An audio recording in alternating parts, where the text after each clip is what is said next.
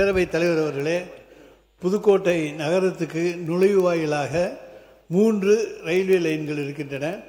ஒன்று Thiruvappur railway gate, இன்னொன்று கரிகோப்பலான்பேட் railway gate, மூன்றாவது நமன்சமுத்திரம் ரயில்வே கேட். இதில் எதிலுமே மேம்பாலம் இல்லாத காரணத்தால் போக்குவரத்து நெரிசல் ஏற்படுகிறது. எனவே எல்லாவற்றையுமே செய்து தந்தால்தான் புதுக்கோட்டை நகரத்துக்கு மக்கள் வந்து போக முடியும். எனவே இந்த 3 மேம்பாலங்களையும் கட்டுவதற்கு அரசு உடனடியாக நடவடிக்கை எடுக்குமா என கேட்டு அறிகிறேன்.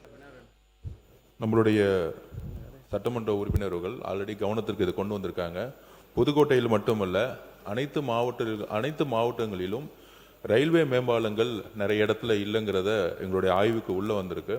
ஸோ இதெல்லாம் நம்மளுடைய பட்ஜெட்டில் முதல் செய்யக்கூடிய பணிகள்னு நாங்கள் பிரித்து வச்சுருக்கோம். அதில் மக்கள் அதிகமாக போக்குவரத்தில் எங்கெல்லாம் நிற்கிறாங்கன்னா, இந்த ரயில்வே கிராஸ் ஆகும்போது கிட்டத்தட்ட 1 மணி நேரம் 1.5 மணி நேரம் எல்லாரும் நிற்க வேண்டிய பிரச்சனை இருந்துக்கிட்டே இருக்குது. அது முக்கியமாக டெல்டா மாவட்டங்களாக இருக்கட்டும், இந்த மாதிரி புதுக்கோட்டை, சீர்காழி, இந்த மாதிரி மாவட்டங்களில் இந்த பிரச்சனை இருந்திருக்கு. இந்த கவனத்திற்கு வந்துருச்சு.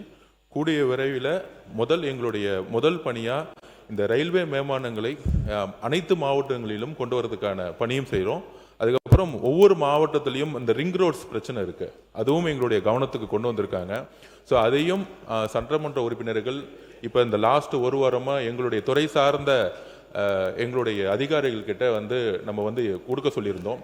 அவங்க ஆல்மோஸ்ட் 234 பேர்ல 173 பேர் ஒவ்வொரு தொகுதியிலையும் என்னென்ன பிரச்சனைன்னு வரும்பொழுது அதிகமான பிரச்சனை இங்க இருக்கக்கூடிய சட்டமன்றங்கள் சொன்னது பார்த்தீங்கன்னா இந்த ரயில்வே மேம்பாலம் பிரச்சனையும், ஒவ்வொரு மாவட்டத்திலையும் இந்த ரிங் ரோடு பிரச்சனை அப்படிங்கிறத ஒரு பிரச்சனையை தான் அதிகமாக சொல்லியிருக்காங்க. அதுக்கான ஆய்வுகளையும் அதுக்கான டிபிஆர் ப்ராஜெக்ட் ஒர்க்கையும் உடனடியாக நாங்கள் மேற்கொள்ள ஆரம்பிச்சுங்கிறத பதிவு பண்ணுறோம்.